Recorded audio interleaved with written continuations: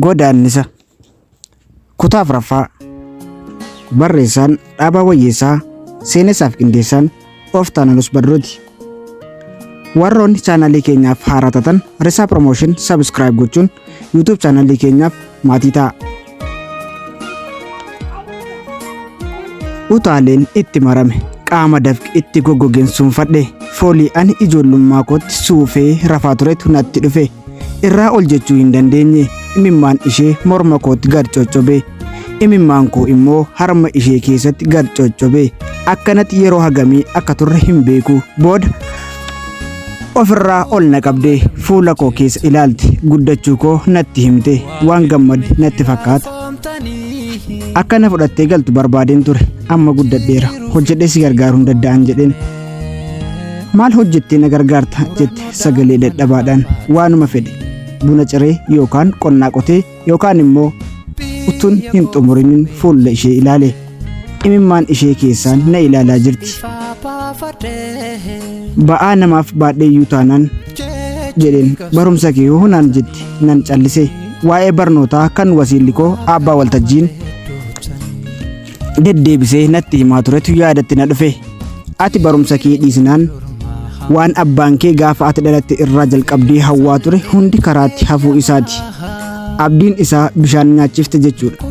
Barumsa kee hin dhiistu karaa guddinaa jalqabdee gadi hin deebitu naan jette haati koo. Harka koo qabattee deemte mana barnootaa irraa xiqqoo hiiknee muka tokko jala gad teenye. Wanna huccuu moofaan martee qabattee jirtu tokko hiiktee maroo boqqolloo baastee bishaan jaarkaanii xiqqoo tokko keessatti natti kennite. Amma waa'ee koo isa durbade yaaddee hin dhiphatin. Waa'ee obbolaa kee yaadi. Yoo ati barattee nama taate malee namni mil'atee isaan ilaalu tokkolleen hin jiru. Kanaafuu kufanii hafuu isaaniiti itti fuftee dubbatte. Ani maroo boqqolloo isheen kennatti kennite irraa cuunfadhee alanfadhee liqimsuuf yaallaan laphee koo irraa ganna bu'uu dide. Daftee jaarkaanicha bishaan na harkaa fuutee bantee hoo'u ittiin gad buufadhu jettee natti deebiste.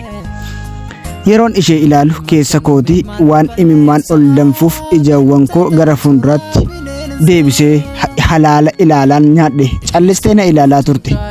Hafuura dheeraa baafatte haati koo. Waa dubbachuuf fiddee kan dhiiste fakkaata. Waa'ee kuulanii ta'uu hin oolu jedheen yaade. Yeroo ani fuula koo gara isheetti naannisee fuula ishee ilaalu ammas hafuura ukkamamee ture gad dhiiste. Waan hundumaa irraanfadhume amma barumsa keetti jabaadhu jette. Anatti utuu hin taane ofitti waan dubbatte fakkaatti. Ani homaayyuu hin deebifneef. Yeroo sanatti maal akkan deebisuyyuu hin beekun ture. Garuu yoon bubbulee yaadu waan isheen jette sanaan ala falli biraan akka hin jirren hubadhe. Ciniinnadheen barnoota kootti cichee. Baradhee milkaa'aa utuu haati koo hin du'in utuu obboleeyyan koo hin faca'in dhaqqabuun hawwe. Gargaarsa firoota abbaa kootiin barnoota koo itti fufeen kutaa 12ffaa xumure. Qormaata xumura sadarkaa 2ffaa qabxii olaanaan darbee yuunivarsiitii qonnaa Haramayaatti ramadamuun koo ennaa biilaadhaaf najjootti dhaga'amu xinnaa fi guddaatu afaan qabate. Firoonni abbaa koo gammachuun sirban. Haati koo garuu ni gammadde. Akka gammadde natti himtiyyuu fuulli ishee hin jijjiiramne. Akka itti fuula ibsan kan irraanfatte natti fakkaata. Akka ilkaan baasanii kolfaniyyuu waan dagatte natti fakkaata. Baadanuu baadheen mooraa yuunivarsiitii seenee mirqaanaa milkaa'inaa abdii nama ta'uu yaaddoo achi ga'uu hanqachuu fe'isa galfatamaatii dhiphuu waan isaa hin beekamne yaaddoo isa kanaa fi sana irratti immoo mooraan yuunivarsiitichaa addunyaa haaraa natti ta'e. Naannoon isaa lafti isaa manni isaa sireen ani irra ciisu karaan ani irra deemu utuu hin hafin adda ta'ee natti mul'ate. Wantoonni ani barattoota irratti argus baay'ee isaanii anaaf haaraadha. Huccuuwwan mimmiidhagoo barattoonni garii uffatan ani ijaanuu argii hin beeku. Qaamawwan isaaniis ajaa'iba natti ta'a. Kan garii isaanii waan gaafa tokkollee xuriin tuqee yookaan roobni itti bu'ee qorri dhahee yookaan ho'i adii itti ba'ee hin beeku natti fakkaatan. Irra jireessi isaanii tuuta tuutaan yaa'u wal harkisanii deemu lallabanii wal waamu ni wacu ni odeessu. Kolfaan lafa sochoosu. Deemsi isaaniillee adda bitaa mirgatti dhommaqu asii fi achi maggalu akka waan isaan lafa deemanitti utuu hin taane akka waan dooyaa irraa do'ii agarsiisaa jiranittan isaan ilaala.